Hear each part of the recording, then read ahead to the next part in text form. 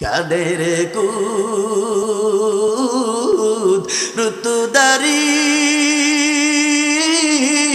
हर से खाही अकूनी याद रखो जिंदा हराम मुर्दा कुनी याद रखो मुर्दा हरा जिंदा कुनी ए गाजीपुरेर मानुष ए बासुन्धारार मानुष आमार आल्लाह ताआला कबरेर भितरे नामानोर संगे संगे माटी देওয়ার संगे संगे लोकজন যখন চলে যাবে বাবা সবকিছু দরজা বন্ধ কিন্তু বন্ধু বাতের ব্যবস্থা নাই এ বাপজি আমার ভাইজানরা আজকে দারসুল মাদানী বালিকা মাদ্রাসার ছোট ছোট বাচ্চারা বাবা কোরআন তেলাওয়াত করে ছোট ছোট বাচ্চারা কোরআন শরীফের আয়াত পড়ে কত সুন্দর করে আয়াত পড়েছে কত সুন্দর ইংরেজি বক্তব্য দিছে বাংলা বক্তব্য দিছে ও বাপজি আমার ভাইজানরা আজকে যদি কোরআনের পক্ষে থাকেন আজকে যদি আপনি কোরআনের মেহনত করেন আপনি যদি কোরআন ওয়ালার পক্ষে থাকেন তাহলে অবশ্যই অবশ্যই আল্লাহ আপনাকে আমাকে জান্নাতে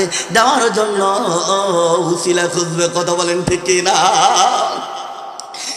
বাপজির আমার ভাইজানরা আমি বলতে চাই বন্ধু নামাজ একটা আপনার কোন বিষয় এই নামাজটা যদি আপনার সঠিক হয়ে যায় এই নামাজটা আপনার জন্য আমার জন্য সুপারিশকারী হয়ে যাবে নামাজের মাধ্যমেই আল্লাহকে পাওয়া যায় নামাজের মাধ্যমেই মাওলাকে বাউ করা যায় আপনি মামলায় পড়ে গেছেন নামাজে দাঁড়ায় যান আপনার সমস্যা নামাজে দাঁড়ায় যান আপনার ঘরে খাবার নাই আপনি নামাজে দাঁড়ায় যান আপনার মামলার ভেতরে বন্ধু খালাস হইতেছে না আপনি মামলার নামাজের ভেতরে দাঁড়ায় যান বন্ধু আমার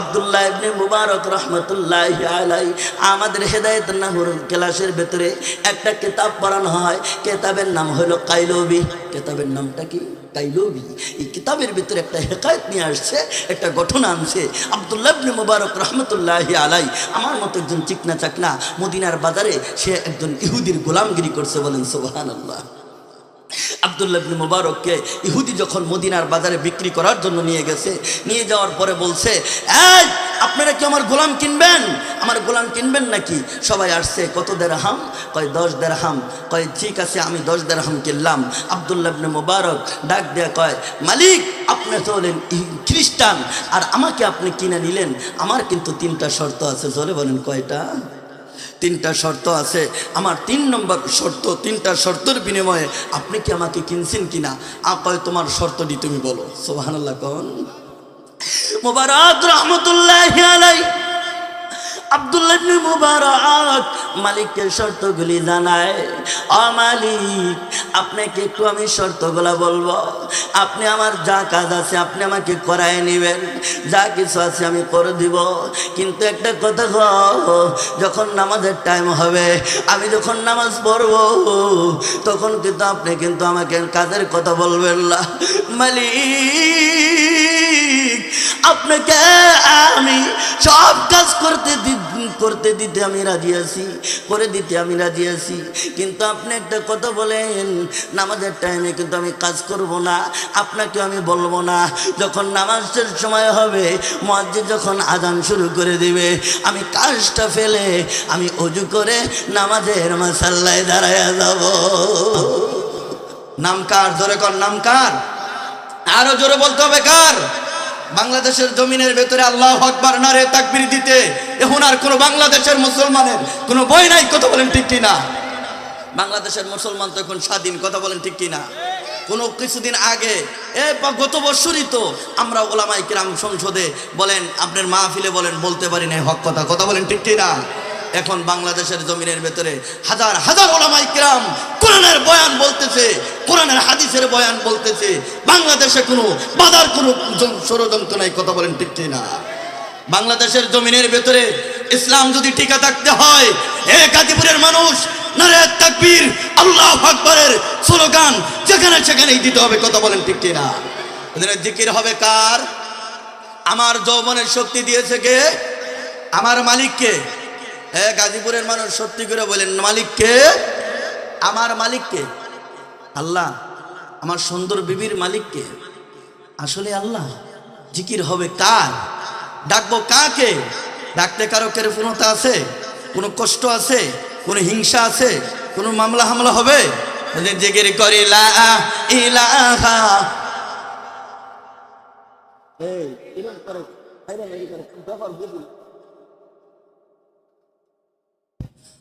লা ইলাহা ইল্লাল্লাহ লা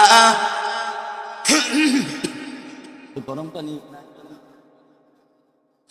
ইল্লাল্লাহ লা ইলাহা বলতে শুনি নাম মুখে মুখে এ নাম মোরা আরশ পাকে এই নামেরই ওরে এই নামেরই সুর শোনা যায় লক্ষ জনতার মুখে মুখে লা ইলাহা লা ইলাহা ইল্লাল্লাহ লা মাশাআল্লাহ লা ইলাহা ইল্লাল্লাহ লা জোরে জোরে আল্লাহ আল্লাহ আল্লাহ আল্লাহ জোরে আল্লাহ আল্লাহ আল্লাহ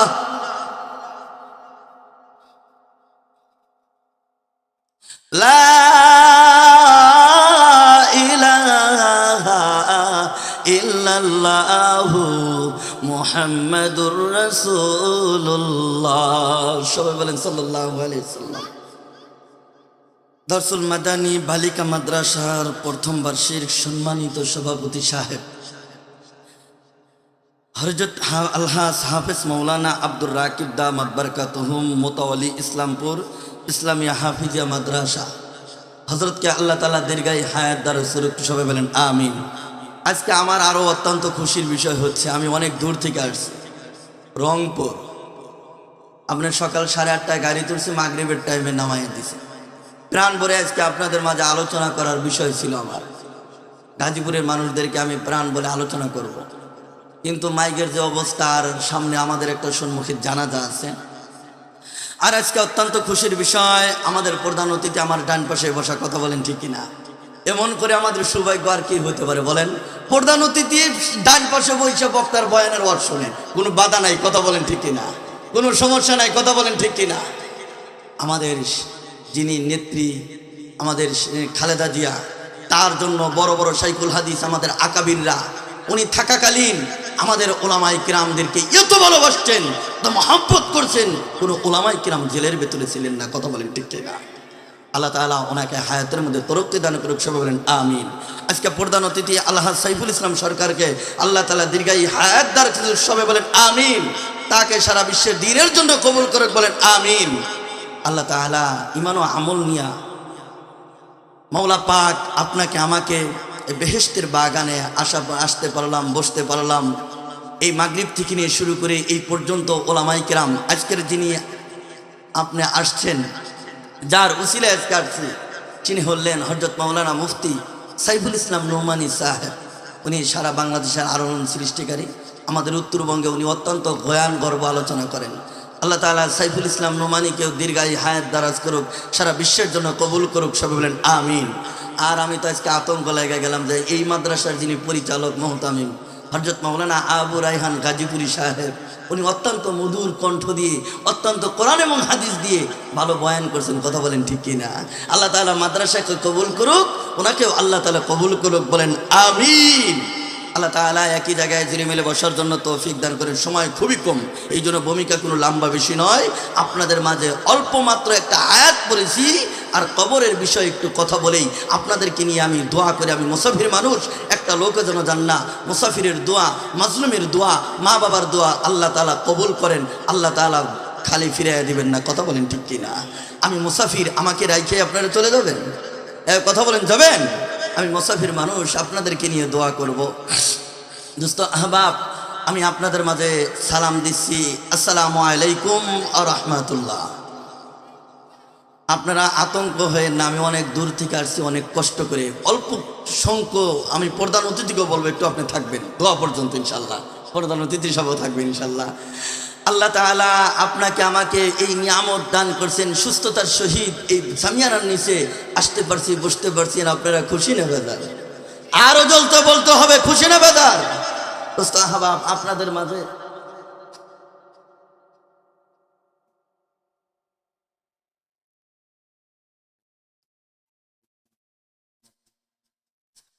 তো কথা হচ্ছে যে আল্লাহ তাআলা আপনাকে আমাকে বেহেশতের মাহফিলে আনতে পারলাম, বসতে পারলাম, এর জন্য আপনারা আমি সহ আবার শুকরিয়া আদায় করি আলহামদুলিল্লাহ। আমাদের মাঝ থেকে অনেক মানুষ বিদায় হয়ে চলে গেছে, আমাদের মাঝ থেকে অনেক মানুষ চলে যায়, আমাদের মাঝখান থেকে অনেক মানুষ চলে যান, কিন্তু আল্লাহ পাক বন্ধু আমার যারা আপনারা কাফন দাফন করেন, কবরের যাত্রী হয়ে আছে, আজকে হলো জুমার রাত, আজকে মাইকের আওয়াজ যতদূর পর্যন্ত যাচ্ছে ততদূর পর্যন্ত কবরের আযাব আল্লাহ মাফ করে দিয়েছে। শুধু মাফই করে নাই তাই নয়, যখন জুমাবার রাত যখন হয়, সূর্য যখন ডুবে যায়, আল্লাহ তাআলা লাশ মারা যায় কিন্তু মুর্দা এই আপনার যে রুহু মারা যায় না, মরে না, এই রুহুকে আল্লাহ তাআলা প্রতি সপ্তাহে ছুটির ব্যবস্থা করে দেয়। যাও বান্দা যাও, আজকে ওই যে গাজীপুর অমুক জায়গায় ওই যে বাসন মেট্রো রেল গাজীপুরের ওইখানে একটা বেহেশতের মাহফিলের ডাক দিয়েছে। আজকে তোমার মা বাবা ভাই ব্রাদার আত্মীয় স্বজনের রুহগুলা চতুর সাইডেই বেষ্টন করিয়া আছে, আর আপনাকে আমাকে উন্মোচন করে বলতেছে, বাবা আমাকে তুমি মাটি দিছো, কবরস্থ করছো, কোনোদিন কবরে আসো নাই, আজকে ওই যে বেহেশতের মাহফিলে গেছো, আমার জন্য কিছু হাদিয়া পাঠাও, এই লইয়া আমি তোমার চোখের পানির বিনিময়ে আল্লাহ তাআলা মাফ করে দিতে পারে, আল্লাহ তাআলা মাফ করে দিতে পারে। এ দোস্ত আহবাব, আপনাদের মাঝে আমি একটা কথা বলি, আপনার মা আপনি আমি যত মানুষ দাফন করা হয়েছে, আজও পর্যন্ত কেউ কবরের খবর পাইছেন? পাওয়া গেছে খবর? আপনি আমি মাটি দিয়েছি, মাটি মিনহা খালাকনাকুম ওয়া ফিহা নুঈদুকুম ওয়া মিনহা নুখরিজুকুম তারাতান উখরা, যেই মাটি দিয়ে আমাকে আপনাকে সৃষ্টি করছে, এই মাটির তলদেশ থেকে আবার মরনে কি বাদ জিন্দা হো, মরার পর আবার আপনাকে আমাকে জিন্দা করবে। কথা বলেন ঠিক কিনা? মরার পর আপনাকে আমাকে কি করা হবে? জিন্দা করা হবে। এই মাটির তলদেশের থেকেই আপনাকে আমাকে যে উঠায় বসানো হবে, বিশ্বাস হয় আপনাদের? বলেন বিশ্বাস হয়? আল্লাহ তাআলা আপনাকে আমাকে বিশ্বাস করতে হবে, উঠায় বসা হবে। মান রব্বুকা ওমান দীনুকা ওমান হাজা রাজুলা বইসা মিনকুম, তোমাকে আল্লাহ পাক যখন বান্দাকে রাখা হয় মাটির নিচে, রাখার পরে মওলা পাক এবার ডাক দিয়ে বলে, যাও যাও, এই আপনারা একটা কথা বলে, এই আপনারা তাড়াতাড়ি কবরটা ছেড়ে দেন। এই মুহূর্তে আল্লাহ তাআলা মুনকার নেকির দুইজন ফেরেশতা পাঠিয়ে দিবে। কথা বলেন ঠিক কিনা? কিছুক্ষণ আগে ইন্তেকাল করলেন, এই মুর্দাকে যখন আপনারা মাটি দিয়ে চলে আসবেন, আসার পরে মানুষ সবাই বলে, যার যার মতো চলে যান চলে যান, মাটি দেওয়া শেষ, বলে কি বলে না? বলে না? এই মুহূর্তে আল্লাহ তাআলা মুনকার নেকির দুইজন ফেরেশতা আসবেন, সুবহানাল্লাহ কোন, আসিয়া বান্দাকে বসাইয়া বান্দাকে জিজ্ঞাসাবাদ করবে। জিজ্ঞাসাবাদ যখন করবে, বান্দা এই মুহূর্তেই ঘুমাইছে, আর বান্দাকে উঠায় জিজ্ঞাসাবাদ করবে, ইজা উজিয়াল মাইয়িতু ফি কবরি জাআল কুরআনু ইনদা রাসি। আল্লাহু আকবার কোন। এ বন্ধু বাপজিরা, আমার ভাইজানরা, অপরদার অন্তর আলারের মা, আমি মাহমুদুল হাসান রংপুরি হাতে ধরে পায়ে ধরে মা বলে যাই, কত মানুষকে দাফন করছি, কত মানুষকে কবরে নামাইছি। এ বাপজিরা, আমার ভাইজানরা, অপরদার অন্তর আলারের মা গো, কত মানুষকে কাপন পরাইলাম, কত মানুষকে কবরে নামাইলাম, কত মানুষের খাটনি উঠাইলাম। এ দোস্ত আবার ইমাম সাহেব যখন যার যার মতো যখন মাটি দিয়া চলে যায়, আমার আল্লাহ তাআলা দুইজন মুনকার নেকির ফেরেশতা বান্দাকে সওয়াল জবাব করার জন্য পাঠায় দেয়। পাঠায় দেওয়ার পরে বান্দা এই মুহূর্তে ঘুমাইছে। ইজা উজিয়াল মাইয়িতু ফি কবরি জাআল কুরআনু ইনদা রাসি।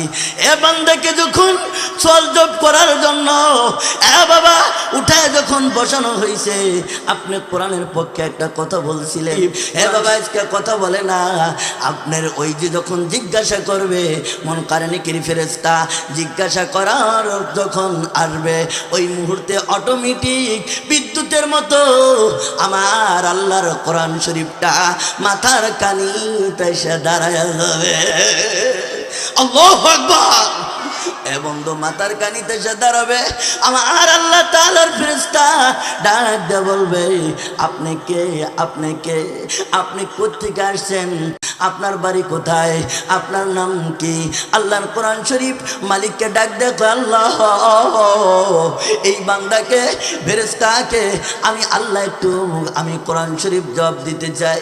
আমার আল্লাহ তাআলা কোরআন শরীফকে যখন ডাক দেয়া বলে, যা কোরআন শরীফ, আমি আল্লাহ তোর জবানটা খুলিয়ে দিলাম। সুবহানাল্লাহ কন্যা বাবা যুবক, কোরআন শরীফ এবার যখন যুবক কোরআন শরীফের জবানটা যখন খুলিয়া যাবে, আমার আল্লাহ তাআলার ফেরেশতা যখন জিজ্ঞাসা করবে আপনার বাড়ি কোথায়, কোরআন শরীফ বলবে আপনার বাড়ি কোথায়। দুইজনে যখন তর্কাতর্কি করবে, না না না, এই মুহূর্তে বান্দাকে কোনো কিছু জিজ্ঞাসা করা যাবে না।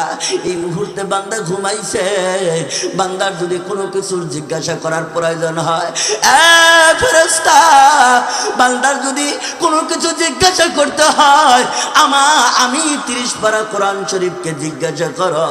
এই বান্দার জন্য প্রশ্নের সকল কিছুর জবাব আমি 30 পারা কোরআন শরীফ দিয়ে দিব। আমি 30 পারা কোরআন শরীফ দিয়ে দিব। কি কয়, কি কয়, ইজা উজিয়াল মাইয়িতু ফি কবরি যা আল কোরআন ইনদা রাসি। কি কয় বান্দা বলে কোরআন শরীফ জবাব দিব। এক ফেরেশতা কয় একটা কাজ করবি নি। কয় কি করব? বান্দার মাথার কানে গেলাম, বান্দার না বাধা পাইলাম, বান্দার কোনো সওয়াল জবাব করতে পারলাম না। ও বান্দার এবার ডান পাশে চলে যায়। আল্লাহু আকবার কোন। বান্দার এবার যখন ডান পাশে বন্ধু চলে যাবে, দুইজন ফেরেশতা এবার ডান পাশে চলে গেছে। যাওয়ার পরে বাবা এবার ওই 5 ওয়াক্ত নামাজের বাদা। সুবহানাল্লাহ কন্যা আপনি যখন নামাজটা পড়েছেন, যুবক ভাই, ও পর্দার অন্তর আড়ালের মা, আপনারা আসছেন, আপনাদের বয়ান সম্মুখে ভালো বয়ান আছে।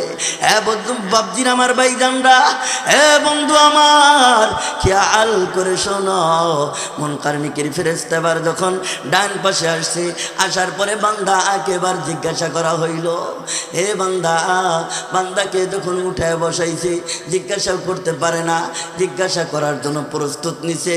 5 ওয়াক্ত নামাজ আপনি তাকবীরওয়ালার সহিত পড়েছেন, আপনি শীতের সময় ঠান্ডা পানি দিয়ে ওযু করিয়া আপনি মুয়াজ্জিন যখন আজান শুরু করে দিছে, আপনি তাড়াতাড়ি ফজরের সময় দৌড়াইছেন, নামাজটা পড়েছেন। আজকে নামাজ দেখা যায় না, এই নামাজটা আপনার জান্নাতের যাওয়ার জন্য সার্টিফিকেট হয়ে যাবে। এবার আল্লাহ তাআলার ফেরেশতাকে ডাক দেয়, কয় এই আস্তে, বান্দাকে জিজ্ঞাসা করা যাবে না, আমি আল্লাহ ওই বান্দার আমল 5 ওয়াক্ত নামাজ। আল্লাহু আকবার। এই বান্দার 5 ওয়াক্ত নামাজ, এই বান্দাকে জিজ্ঞাসা করা যাবে না। যদি কোনো জিজ্ঞাসা করতে হয় তাহলে আমাকে করো, আমি 5 ওয়াক্ত নামাজ বান্দার আমল নামা, বান্দার জন্য সব প্রশ্নের জবাব আমি 5 ওয়াক্ত নামাজ দিয়ে দিব। সুবহানাল্লাহ। বান্দা যখন এবার ডান পাশে গেল, অনেক সংক্ষেপে বলতেছি বন্ধু, আজকে যেহেতু মর্দা একটা সাহিত্য হবে, আজকে যেহেতু কিছুক্ষণ আগে একজন বান্দা মারা গেল। বাবজির আমার ভাইজানরা, এবার যখন বান্দার মাথার খানিক গেল, এবার বান্দার কোরআনের বাধা, এবার ডান পাশে গেল, বান্দার 5 ওয়াক্ত নামাজের বাধা। এক ফেরেশতা ডাক দেয়, কয় হ্যাঁ ফেরেশতা, আল্লাহ তো পাঠাইছে এই বান্দাকে জিজ্ঞাসা করার জন্য, একটা কি কাজ করা যায় না? এই বান্দার এবার ডান পাশে বাম পাশে যখন যাবে, বাম পাশে যাওয়ার পরে রমজানের রোজাগুলি বাঁধা, ওয়ারিজিলাইহি বান্দার যখন এবার বাম ডান পাশে গেল, রমজানের বাঁধা।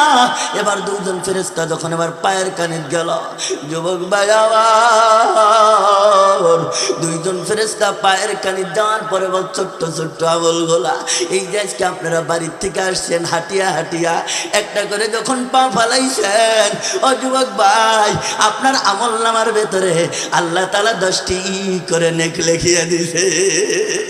শুধু 10টি নেক লেখে নাই, আমার আল্লাহ তাআলা বলেন বান্দা শুধু 10টি নেক না, বান্দার 10টি করে গুনাহে কবিরা সগীরাও আমি আল্লাহ এই দারসুল মাদানী বালিকা মাদ্রাসার সামিয়ানের নিচে যারা বসছে রে, তাদেরকে আমি আল্লাহ বেগুনাহ মাসুম বানাইয়া দিলাম। দুস্থ আবাব, আপনার ছোট্ট ছোট্ট আমলগুলা আপনার জন্য সুপারিশকারী হয়ে যাবে। ওয়ারিজলাইহি, ছোট্ট ছোট্ট আমলগুলা আপনার জন্য সুপারিশকারী হয়ে যাবে। না না না, এই মুহূর্তে বান্দা ঘুমাইছে, এই মুহূর্তে বান্দাকে কোনো কিছু সলভ করা যাবে না, জিজ্ঞাসা করা যাবে না। আল্লাহর কাছে এবার দৌড়ায় গেছে, এ মাওলা রাব্বুল আলামিন, এই লোকটাকে এই সবেমাত্র দাফন করছে। আর আমরা যখন গেছি, এই বান্দা মাথার কাছে গেছি কোরআনের বাদা, ডান পাশে গেছি 5 ওয়াক্ত নামাজের বাদা, বাম পাশে গেলাম রমজান মাসের রোজার বাদা, ডান পাশে গেলাম পরজিলাইহি ছোট্ট ছোট্ট আমলের বাদা। এ রাব্বুল আলামিন, বান্দাকে এই মুহূর্তে আপনি কি করতে পারেন?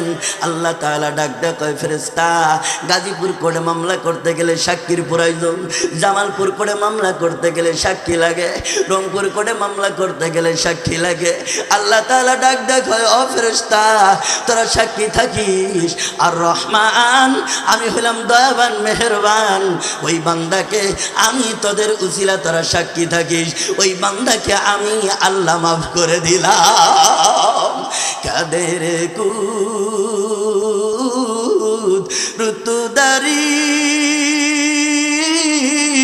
हर से खाही अकूनी याद रखो जिंदा हरा मुर्दा कुनी याद रखो मुर्दा हरा जिंदा कुनी।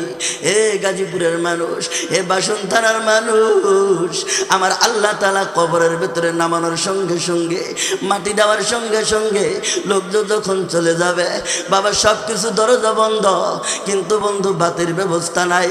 এ বাপজি আমার ভাইজানরা, আজকেই দারসুল মাদানী বালিকা মাদ্রাসার ছোট্ট ছোট্ট বাচ্চারা বাবা কোরআন তেলাওয়াত করে, ছোট্ট ছোট্ট বাচ্চারা কোরআন শরীফের আয়াত পড়ে, কত সুন্দর করে আয়াত পড়েছে, কত সুন্দর ইংরেজি বক্তব্য দিছে, বাংলা বক্তব্য দিছে। ও বাপজির আমার ভাইজানরা, আজকে যদি কোরআনের পক্ষে থাকেন, আজকে যদি আপনি কোরআনের মেহনত করেন, আপনি যদি কোরআনওয়ালার পক্ষে থাকেন, তাহলে অবশ্যই অবশ্যই আল্লাহ আপনাকে আমাকে জান্নাতে দেওয়ার জন্য উসিলা খুঁজবে। কথা বলেন ঠিক কি না? বাপজির আমার ভাইজানরা, আমি বলতে চাই বন্ধু, নামাজ একটা আপনার কোন বিষয়, এই নামাজটা যদি আপনার সঠিক হয়ে যায়, এই নামাজটা আপনার জন্য আমার জন্য সুপারিশকারী হয়ে যাবে। নামাজের মাধ্যমেই আল্লাহকে পাওয়া যায়, নামাজের মাধ্যমেই মাওলাকে বাউ করা যায়। আপনি মামলায় পড়ে গেছেন, নামাজে দাঁড়ায় যান, আপনার সমস্যা নামাজে দাঁড়ায় যান। আপনার ঘরে খাবার নাই, আপনি নামাজে দাঁড়ায় যান। আপনার মামলার ভেতরে বন্ধু খালাস হইতেছে না, আপনি মামলার নামাজের ভেতরে দাঁড়ায় যান। বন্ধু আমার আব্দুল্লাহ ইবনে মুবারক রহমতুল্লাহি আলাইহি আমাদের হেদায়েত নাহুরুল ক্লাসের ভেতরে একটা কিতাব পড়ানো হয়, কিতাবের নাম হলো কাইলবি। কিতাবের নামটা কি? কাইলবি। এই কিতাবের ভিতরে একটা হেকায়েত নিয়ে আসছে, একটা ঘটনা আনছে।